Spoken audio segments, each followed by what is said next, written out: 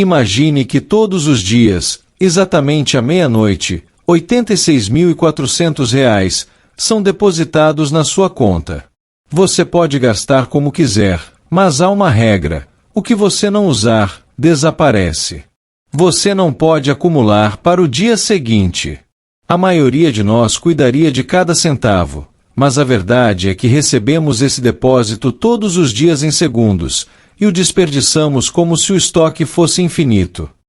Sêneca, há 2000 anos, já nos alertava: não é que temos pouco tempo, mas que desperdiçamos muito. Vivemos como se fossemos viver para sempre, adiando a felicidade, o descanso e os nossos sonhos para um amanhã que nunca é garantido. A nossa maior ilusão não é a falta de tempo, mas a negligência com o tempo que já possuímos. Porque as mentes mais brilhantes da história, de imperadores romanos a polímatas do Renascimento, eram obcecadas pela finitude da vida. Eles entenderam algo que a modernidade esqueceu: gerenciar o tempo não é sobre produtividade ou listas de tarefas. É sobre a preservação da alma e o controle sobre a única posse que realmente nos pertence. Neste vídeo, vamos mergulhar na sabedoria dos pensadores mais influentes de todos os tempos. Vamos descobrir como figuras como Marco Aurélio, Benjamin Franklin e Peter Drucker viam o relógio. Prepare-se para mudar não apenas a sua agenda, mas a sua perspectiva sobre o que significa estar verdadeiramente vivo no presente. Se você busca transformar sua rotina através da sabedoria clássica e quer dominar as estratégias que as mentes mais brilhantes usaram para deixar um legado, inscreva-se agora. Ative o sininho para não perder nossas explorações profundas sobre filosofia, gestão e o florescimento humano. Sua jornada de autodomínio começa aqui. A gestão do tempo é frequentemente tratada como uma habilidade técnica, algo que se resolve com um novo aplicativo ou um planner colorido. No entanto, se olharmos para a história do pensamento ocidental e oriental, veremos que a relação do homem com o tempo é uma questão existencial. É o embate entre o Cronos, o tempo que devora, e o Kairos, o momento oportuno. Os antigos não estavam preocupados em fazer mais em menos tempo. Para eles, a preocupação central era o otium, o lazer reflexivo, versus o negotium, a negação do lazer ou o trabalho. A gestão do tempo era, portanto, a arte de filtrar o ruído do mundo para focar naquilo que é eterno e virtuoso, evitando a escravidão das urgências triviais. Filósofos estoicos, por exemplo, viam o tempo como um empréstimo da natureza. Para eles, cada hora gasta em fofocas, preocupações inúteis ou prazeres vazios era uma parte da vida que morria prematuramente. Gerenciar o tempo era um exercício de liberdade. Afinal, quem não governa o próprio dia é, em última instância, um escravo de terceiros ou das circunstâncias. Ao longo deste roteiro, exploraremos como essa visão evoluiu da austeridade romana para a eficiência pragmática da era industrial. Vamos entender como a filosofia pode ser aplicada à sua rotina moderna, permitindo que você pare de apenas sobreviver ao relógio e comece a usá-lo como uma ferramenta de construção de propósito e liberdade. Sêneca e Marco Aurélio são os pilares da gestão do tempo sob a ótica do autodomínio. Para Sêneca, em sua obra, Sobre a brevidade da vida, a maior parte das pessoas está ocupada demais para viver. Ele argumentava que as pessoas são extremamente zelosas com suas propriedades e dinheiro, mas desperdiçam o tempo, a única coisa que não se pode recuperar, com uma generosidade negligente. O conceito de memento mori, lembre-se que você vai morrer, não era um pensamento mórbido, mas um filtro de priorização. Se você soubesse que este é o seu último ano, gastaria 3 horas navegando em redes sociais? O pensamento influente aqui é a eliminação do supérfluo. Gerenciar o tempo é, antes de tudo, aprender a dizer não para o que não contribui para o seu caráter ou para o bem comum. Saltando para o iluminismo, Benjamin Franklin, personifica a transição do tempo como virtude para o tempo como valor.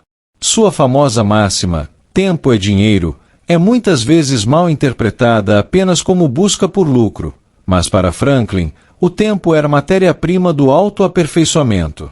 Ele utilizava um esquema rigoroso de 24 horas, começando o dia com a pergunta: que bem farei hoje? Franklin entendia que a mente humana tende ao caos, se não for guiada por uma estrutura clara. Sua abordagem introduziu a ideia de que a gestão do tempo é uma questão de hábitos morais. Ao organizar suas virtudes e suas horas, ele acreditava que o indivíduo alcançava a independência necessária para servir a sociedade de forma mais eficaz. Michel de Montaigne, o ensaísta renascentista, ofereceu uma perspectiva essencial sobre o tempo para si. Em um mundo que já começava a exigir demais do indivíduo, Montaigne defendia a criação de uma loja nos fundos da própria mente, um espaço temporal e psicológico onde ninguém mais pudesse entrar.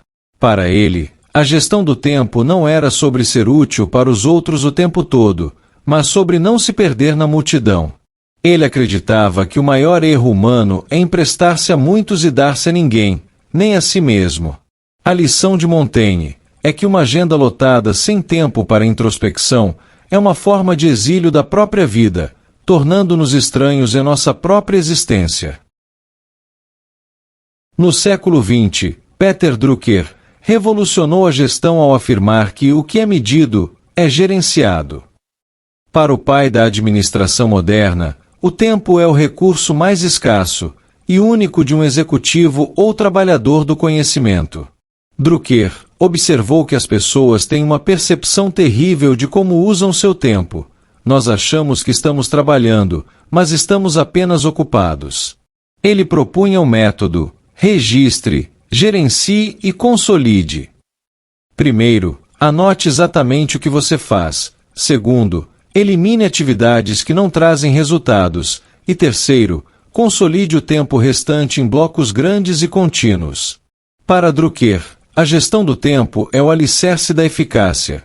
Não importa o quão inteligente você seja, se não puder gerenciar suas horas, não poderá gerenciar nada.